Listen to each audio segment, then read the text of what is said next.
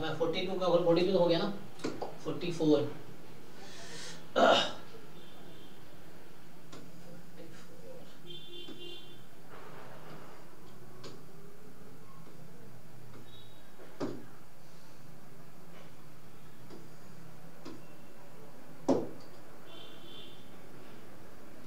अभी किया नहीं है। अच्छा आपने नहीं, 44 का रहने दे, सर मैंने नहीं किया। ठीक है तो 44 ट्राई करके आओ, सबमिट, फिर इसको रहने देते हैं अभी, ऐसे बहुत कम लोगों ने किया है। ठीक है तो अभी स्टॉप, तो 44 का हम लोग आज डिस्कशन नहीं करते, आज हमने 42 और 45 का डिस्कशन किया है, क्योंकि दोनों में सॉल्यूशन ऑलरेडी अटैच्ड है ना। बाकी मैं फिर से आप लोगों को बताता हूं, अभी 3-4 दिन और टेस्ट दो, 5 तारीख तक टेस्ट करो, उसके बाद अगले 5 दिन तक सिर्फ रिवीजन करो, है ना। पुराने वाले जो चीज आपने पढ़ रखी है ना, नोटबुक बना रखे होंगे कहीं ना कहीं, सॉल्व वो लिखे तो होंगे, उसी को बस रिवाइज करो, है ना, रिवाइज करो, रिवाइज जो पढ़ा है वही। PYQ भी लगा सकते हैं। हाँ PYQ लगा सकते हो। देखो जब आपको लगे कि कॉन्फिडेंस लो है, मैं सोच रहा हूँ लास्ट ईयर लगा लूं, तो अभी जस्ट रिसेंटली आया था, मतलब 2-4 साल वाले, बस वही लगा लूं, फिर से हो गया। 15 के बाद लगा लो, 15 के बाद लगा ले, 15, 16, 17, 18, 19, 20, 21, 22, 23। स्टार्ट 23 से करो, स्टार्ट 23 से करो, 23, 22, 21, इस तरह से 19, 18, 17 ऐसे करो, 15 तक पैटर्न सेम है ना। ऑनलाइन एग्जाम पहली बार 2015 में हुआ था जैम का, और एक्चुअली 15, 16, 17, 18, 19, 20, 21 इन सब में 60-40 का रेशियो है। मैथ्स के ज्यादा क्वेश्चन दिखेंगे आपको, 40 मार्क्स के पहले मैथ आते थे। 22, 23 इसमें 30% मैथ्स है, 70% स्टैट्स है। अभी आपके एग्जाम में भी 30% मैथ्स है, 70% स्टैट्स के क्वेश्चन है ना। तो ये है, तो भाई PYQ सॉल्व करते रहो रिपीटेडली, जब तक एग्जाम नहीं है तब तक रट्टा हो जाएगा, तुम्हें ऐसा लगेगा सारे आंसर याद हो गए, कोई प्रॉब्लम नहीं है, बट याद रहने चाहिए। मतलब आंसर नहीं याद हो कोई बात नहीं, एटलीस्ट कॉन्सेप्ट याद रहने चाहिए कि हाँ कॉन्सेप्ट क्या है इस क्वेश्चन का, है ना।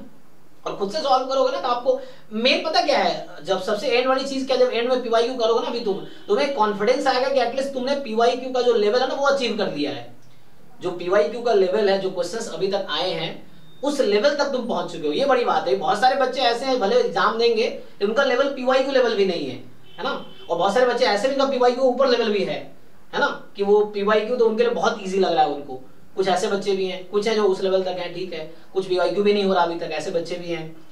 तो वैसे भी है ना, कुछ लोग छोड़ रहे हैं, मैथ्स पोर्शन छोड़ देते हैं, कुछ ये कह रहे हैं, कुछ कह रहे हैं, तो अपना अपना कोई दिक्कत नहीं है। देखो मैथ्स पोर्शन छोड़ भी दोगे, 70 मार्क्स का स्टैट्स है, 70 मार्क्स में अगर तुम 50 मार्क्स भी अटेम्प्ट किए, 40 मार्क्स भी आ गए तो भी अच्छे रैंक आएंगे।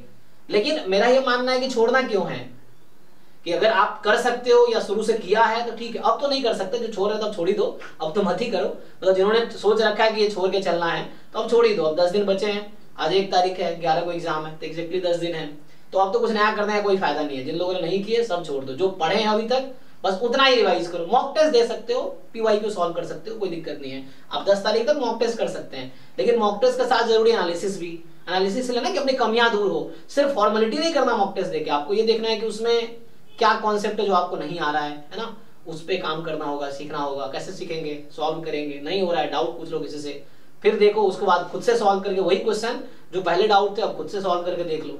तो एटलीस्ट डिफिकल्ट क्वेश्चन अगर तुमने कलेक्ट कर रखे होंगे शुरू से, तो एंड में वही कर सकते हो तुम, ये एक ही कर सकते हो। नहीं करें तो सारे क्वेश्चन कर लो, कोई दिक्कत नहीं है।